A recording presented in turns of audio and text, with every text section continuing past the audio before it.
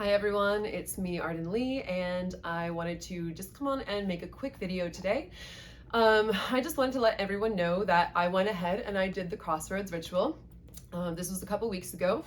I finally felt like I had the confidence to go ahead and do it after the last video that I posted in this series, where I started to feel like I understood how all the pieces were fitting together. That essentially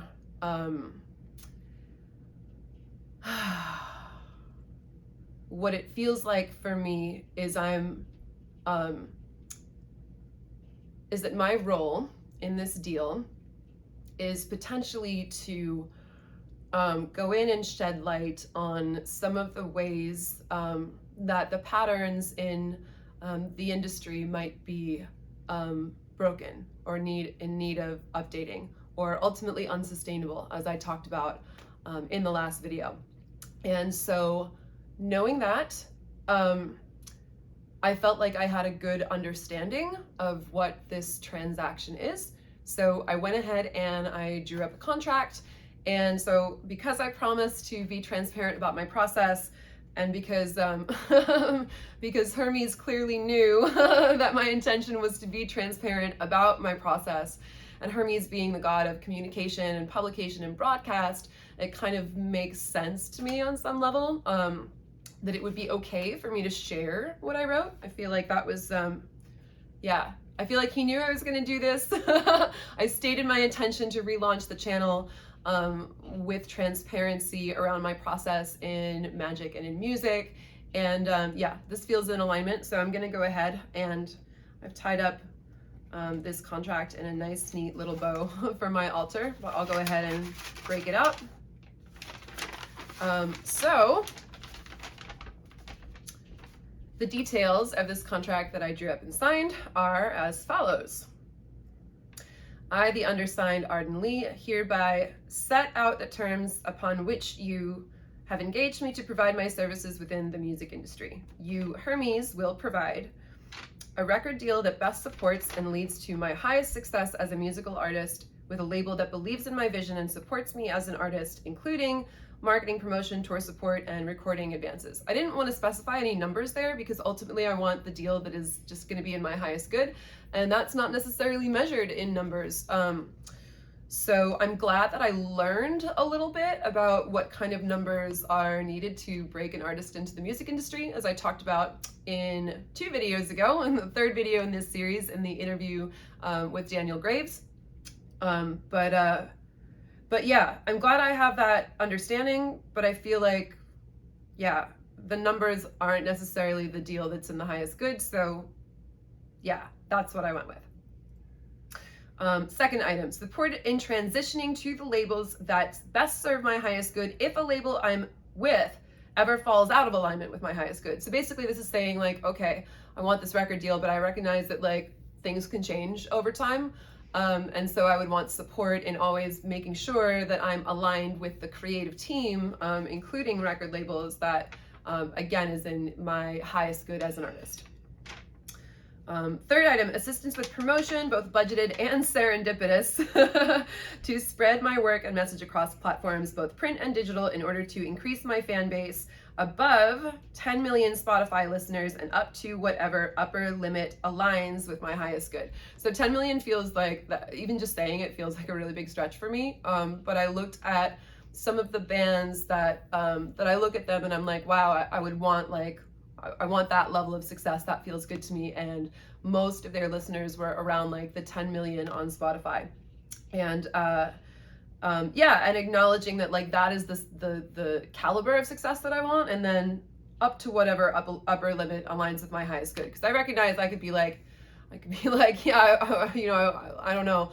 I could say that I want like the biggest platform ever, but if that's not actually, like, I understand that there's actually a lot of costs that can come with increasing degrees of celebrity. So so I don't want to bite off more than is good for me, basically. So that's me saying, yeah, that's about what I want, and up to whatever is in my highest good. Fourth item, support for my singing voice and songwriting ability to reach their greatest potential. And fifth item, clear spiritual guidance for making the career decisions that align with my highest good. And that just seems like, that just seems like a smart thing to do. you would for sure want Hermes on your side, advising you regarding really any industry about spreading a message, about broadcasting something. Whoa, I just want to say, like, I kind of like, I don't want to edit this out, but I said that, and whoa, I just got this huge head rush. Like if I was standing up, I might have fainted. Whew, that's really weird. Okay, so just FYI, that happened. Okay. In return, I will provide a 4% tithe of my personal earnings from all Arden and the Wolves recordings to Educate Through Music or a similar charity. I found out that 4 is a number that is sacred to Hermes.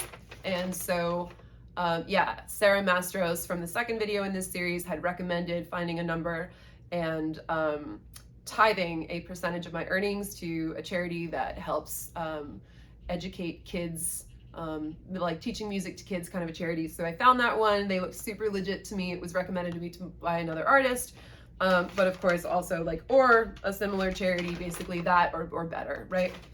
Just in case, again, that ever falls out of alignment or ever, you know, maybe it stops existing.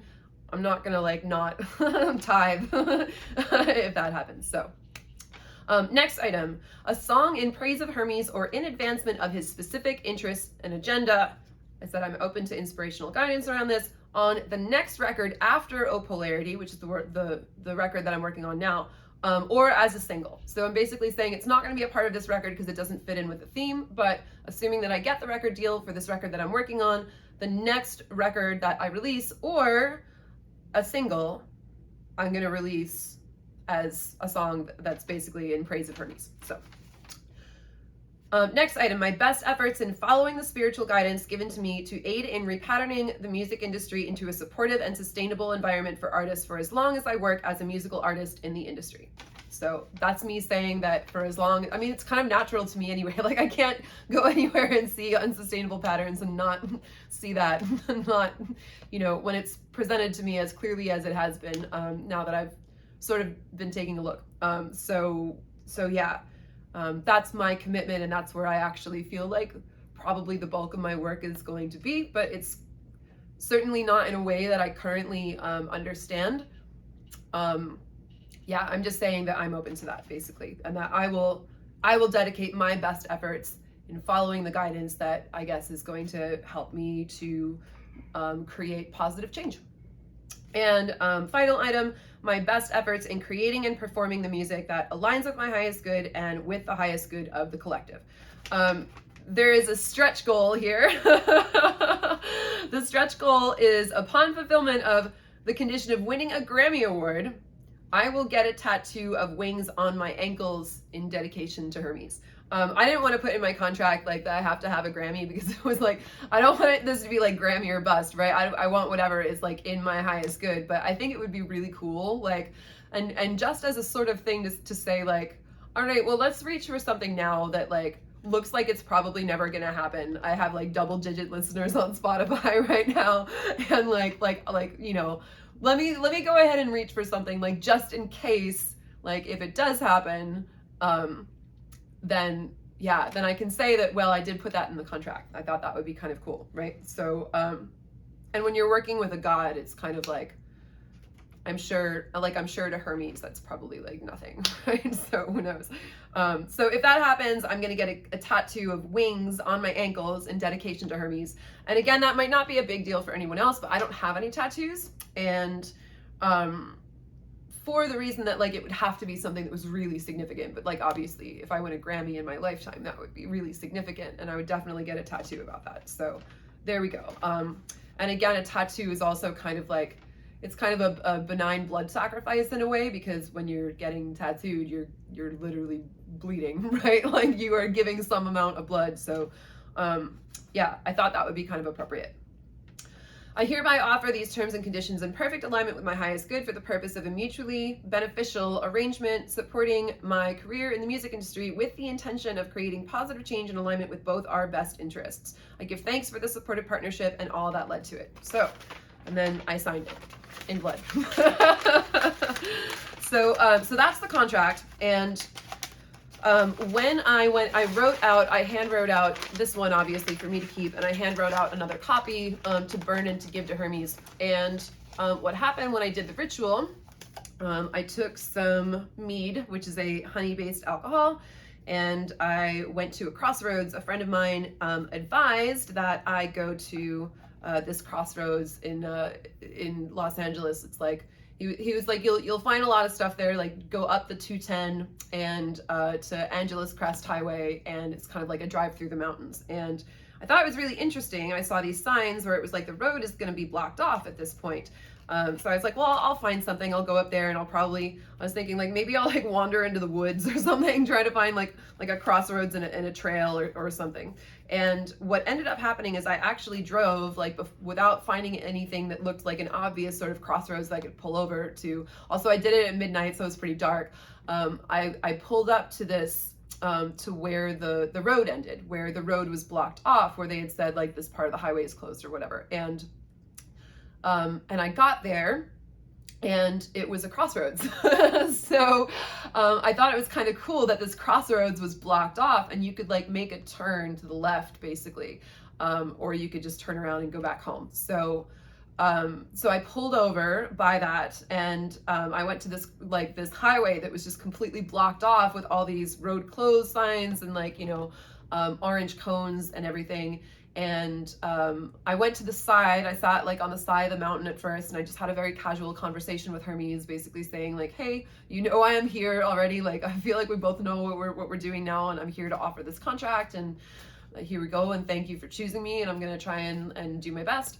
And then I went to the middle of the crossroads, and where it was like just asphalt, and I set that contract on fire. And I burned it, and yeah, and that was my offering. And then I drive home, and I definitely feel some changes. There's been some stuff that's happened that I will be making a video about pretty shortly that has to do with the music business side of what's going on. But basically, I definitely felt very supported in making good decisions, even though I didn't necessarily, even though the information was not natural to me in any way.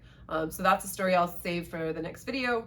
And, but also, I also noticed a change, I think, in my singing voice. I tracked a couple of vocals before I did this ritual, and I wasn't super happy with them. I was like, I think I want to redo these. And I retracked one, and then like there were other songs that I've done. I've tracked a bunch of vocals in the last month. And so the ones I worked on after that, after the ritual, I mean, who knows, it could be psychosomatic, where it was like, oh, I didn't do as well as I thought I did, so maybe I need to pay better attention, I need to practice more, it's possible. But I did notice that I went back into the studio and I really nailed the next several vocals I did after having done this ritual. So that that part of the contract, it didn't not work anyway, because I specifically wrote in that I wanted guidance on, being able to create and perform music to the very best of my ability. And yeah, I was definitely very happy with the vocals that I did. So yeah, that's where I'm at. I wanted to come on and just share all of that before moving on. Yeah, so just checking in. That's what's going on. Thank you guys for watching. I'm excited to post the next video, talk a little bit more about what happened on the business side, and yeah, I'll see you all next time. Thank you so much.